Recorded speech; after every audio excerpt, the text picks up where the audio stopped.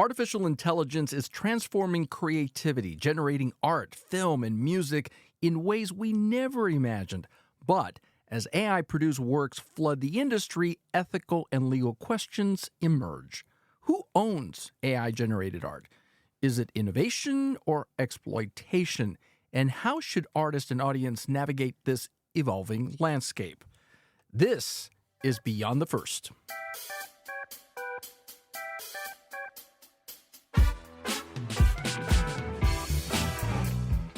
From the basement studios of WSOE at Elon University, this is Beyond the First, a podcast where we explore the intersection of media law, ethics, and real-world impact. I'm your host, Israel Balderas, and in this series, we're diving deep into the legal and ethical dilemmas shaping the media landscape today. And for this episode, we're going to explore copyright, AI, and the ethics of art. You know, as AI continues to push the boundaries of creative expression, its use raises pressing questions about originality, authorship, and fairness. Should AI-generated works be protected under copyright law? Is AI a tool for artists, or does it undermine human creativity? And where do we draw the line between innovation and artistic theft? Joining us today is Gabriel Johnson and Ethan Wachinski, two students of mine from media law and ethics who have been researching the impact of AI on the arts. They're going to break down the legal and ethical implications of AI-generated content and discuss what the future holds for artists and creators. Gabriel, Ethan, welcome to Beyond the First. So let's start with the big question. Should AI-generated art be considered original, or is it merely a product of existing human creativity being repurposed? Gabe. Well, I've been in sort of the digital art game for like 5 years now. So I've sort of seen, this go from like little chat bots into full-blown, we can generate almost like professional quality video and with just a prompt. So I'm a little biased in saying that no, I don't think AI art should be considered art on itself, like covered by copyright. But I won't say that after the lecture from yesterday, I'm like a little second guessing myself. And you might want to tell people what you mean by the lecture yesterday. Give them more of a the big picture. The ideas of fair use and fair use is the fair use doctrine, which is sort of the affirmative defense, right? That if you do infringe on someone's copyright, do you have a really good reason, right? What's the purpose of the use? What's the nature? How much did you take? What's the market value, right? So the idea is, in my mind, or at least this is the argument that I'm making, the way AI is now trained, how these LLM models are trained, one could argue everything that is outputted, all the outputs, are, you can make a defense under the fair use doctrine. And so what you're saying and what I'm saying is that AI has pretty much eliminated copyright law, right? Because fair use doctrine has swallowed up the law. And you're saying, Mr. B, you're scaring me. It is scaring me. Well, and also what's scaring me is that people are like sort of okay with it to a point. Like I've heard people who, have looked at all the data that have come to terms, especially in the past couple months, with the amount of data that has been sort of like grabbed off of their social media accounts. And instead of, the obvious raising of alarms, oh yeah, that's my stuff. I made that. I put that out not because I wanted to use it to train their AI. I wanted to put it out because I'm trying to promote myself as a creator. And instead of being like, hey, that's a problem, don't take my stuff, they're just like, well, too bad for me, I guess. I guess they have all my data. They're going to train all this. We just continue to do what we do. Ethan, what do you think? I think it's definitely a very complicated issue. I mean, it's definitely unfortunate, for me and Gabe, given I'm a graphic designer. So, the implications for me are heavy for sure. I think one of the main question is like, who's at fault, with regard to, if AI is, taking, if you prompt AI to, make work in the style of an artist, right? Who could be at fault for, copyright infringement? I mean, is that the fault of, the owner of the software, whoever built the software? Is it the fault of the person who chose to distribute that material? And, those are questions that are still very unknown. And, I mean, it's definitely concerning, for anyone in the creative field, whether it's film, design, music, because, if you could just prompt AI to basically design or make a film or music, at what point is it, is there a necessity for people to be creative, the necessity for human creativity? So, it's definitely concerning for me. And what happens to the value of creative works? That's what I'm worried about, is the value of creative works. Because creatives is the first, we're the first casualties. I think writers, digital artists, I mean, even video makers, like they're starting to have their, outputs. Companies are rather going to just shell out how much for an advanced AI subscription than like pay a studio of 20 to 50 people to make them content. We're going to be the first ones to go, and I think not even within the next 10 years that's going to move on past creatives and start impacting people who have physical jobs. And I think what we're going to have to start re-evaluating is the value of human work. Yeah, I mean, I would definitely agree. I think that, one part, about the first thing you said is, when AI becomes so prevalent and as it begins to grow, agencies like design agencies and, film studios who, previously had hundreds, if not thousands of people working there, it could be replaced by, God knows, 10, 20 people, because, I mean, ultimately you still are going to need that person who has like the creative insight to prompt the AI, whether it's the film or, the design. But what it's effectively going to do is it's going to eliminate thousands and thousands of jobs.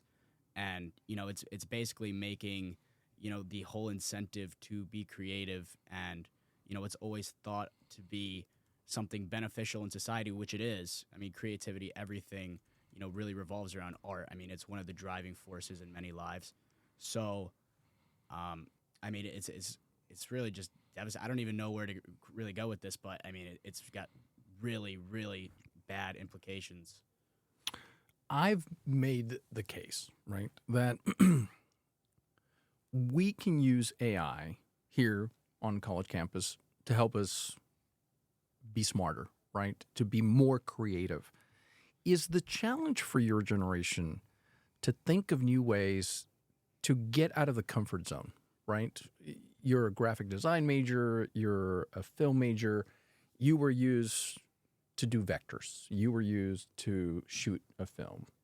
But now you're going to be challenged to go, wait, how can I use AI for something completely different that no one has ever thought about? Because after all, Ethan, you're a creative. That's why you chose this major, and you're a creative. But now you got to be challenged, Gabe, to think beyond the bounds of what you're used to. Is that the challenge? And are people going to rise to that challenge? Or is that too lofty of me to say, go get them? I think, well, yeah, in the beautiful, wonderful, perfect world, I think, yes, it is going to be on us to innovate on our creative works using AI. But I think, at a point, we're going to have to rely on whoever is building these algorithms to build it with the mindset of it being a tool. and being an output for creativity. Because I'm worried right now, especially with some of these tech CEOs, the people who basically run all these AIs and algorithms and have these swaths of data cozying up to government. I feel like they are making these simply because they want to make more money. And I feel like at a base, with something like AI being like the internet was in the 80s, a revolutionary piece of tech worldwide, I don't think it is being developed with that mindset of being a revolutionary piece of tech that can change how we live worldwide. I think it is specifically being made to make more money for these people. And they're not going to cater it to us, plebeians, so that we can, use it as a tool. We're, hopefully they do, but it might be on us to pull AI that direction. And I think we're going to have to do that through legislation. What do you think, Ethan? You're thinking over there. I can see your eyes. You're like looking up to the ceiling going, this is deep, man. Yeah, no, it's definitely deep. I mean, I would agree. It's definitely like a wildly profitable industry right now. And I think one of the things that's especially scary is that there is such little law in place to restrict what they're doing with these algorithms. Because, as I said before, you can't charge AI. AI can't go to jail. It's not a human. It doesn't have a human conscience. So, I think we're in a place where they're basically just making decisions and developing it as fast as they can. And what it's able to do is, it's unbelievable. You could make entire videos and generate photos of people that look real. But yeah, it's definitely going to take our generation to introduce like legal reforms to basically decide at what point is it not allowed or should it not be okay to use this AI work and basically monetize that work. You both are talking about something needs to be done, right? But the history shows that the law takes a long time to catch up to technology. So I think the first issue that I would love for you all to wrestle with, and maybe you have an answer to this, is the following. If an AI model is trained on thousands of human-created works, right? Does it create something truly new, or is it just remixing and repackaging existing creativity? Should this impact how we look at AI-generated content? And is it even possible to pass legislation to regulate that? You see, I can answer the first question. It is obviously just taking all this data of what's already done and it's using it to generate what it's doing, which is essentially what humans have been doing since the dawn of time. Every design, every person ever who's creative has, drawn inspiration from people. And Gabe, you're smirking over there. Sorry, I just like bing. No. Yeah, I'll let you talk after. But humans draw inspiration, and everything we've done, everyone has people they're inspired by. So ultimately, we are in a way. People who are creative and designing and doing things have always been, in a way, copying. And essentially, I say, that's what AI is doing as well. So I wouldn't necessarily say AI is stealing ideas. But, yeah, that's what I would say. It's still... Because we have the foundation of that thinking, right? We had, for example, a case with Ed Sheeran, who is a singer. He wrote a song called Thinking Out Loud. He was accused by the people who owned the Marvin Gaye song that kind of sounded like that. And his argument in the copyright lawsuit was that, look, there are essentially 4 chords, right? A lot of music is built off of these 4 chords. So every song builds upon a previous creation. So take that legal argument that won the case, Gabe, and one could argue, well, isn't that the foundation of artificial intelligence? That's what it is. It's building off of other created work, creating new work. In a previous episode, I talked about how I created this song. The song is created by Suno. It's an AI website that creates music. My input was I want a song that is angry, hopeful, American rock. It's a gray day. This was the song that it generated, right? And that song sounds a lot like, Post Malone's song, right? So, okay, should AI output be banned? I mean, now we've created new art. Yeah, and that's the thing. That's the thing that I'm personally trying to wrap my head around, because I'm starting to think of creative works or creativity, and I'm putting that in big quotation marks, as sort of almost a resource. Like, there's a point where with the mediums that we have, where there's going to be, especially with how easy it's going to start being to make things, I think we're going to get to a point where things just start to look like things that have been made, and it's going to be obvious. And that's just going to make copyright even more challenged than it already is now, because AI is probably going to help tons of people shovel out so many different types of writing, art, music, video, and things are inevitably going to get to a point where so many people are making stuff that looks like this, and it will just pile on top of each other. And that's why I'm thinking at a fundamental level, we are going to have to rethink how we see copyright as a whole. And I'm not sure where that's going to go. Ethan, you get the last word. Yeah, trying to put all my thoughts together. There's a lot going on. I almost want to play, not that I'm saying, obviously for me, this generative AI is, and you as well, is probably like the worst thing that could have happened right before we go into the workforce. But with that being said, I do want to play devil's advocate on what you were saying, where, I would argue that, I think I wouldn't say that things are going to start looking the same forever, because, ultimately, design and, society changes, and things, as far like the way you think effectively will change with that. And yes, is it possible that things could look the same over time because AI is just spewing out the same stuff that everybody knows? Yes.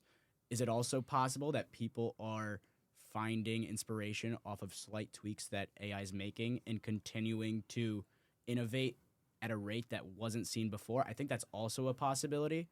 And of course, the outcome we'll see in the next decade, 2 decades is unknown, but I think it could go both ways. I think this could either push a flow of creativity, people really wanting to, innovate in an age where it's almost not, people aren't prioritizing innovation. So yeah, I guess we'll see what happens. Yeah. I think within the next 8 years, we're going to have to get our, shit together. We're really going to have to figure this out, because this is going to be huge. I'm so excited to see where AI goes, but I really think we need to do a lot of thinking first before we really push on it. I love it. Gabe, Ethan, this has been a fascinating conversation. AI is reshaping the way we think about creativity, but the legal and ethical questions surrounding it remain complex. I hate complexity. All right, to our listeners, thanks for joining us for another episode of Beyond the First. Don't forget, if you found this conversation insightful, subscribe, share, tell everybody how awesome students at Elon University are when it comes to media law and ethics. We'll be back with more discussions on these and other exciting and challenging topics, especially with the rise of AI. Until next time, Stay curious and keep the conversation going.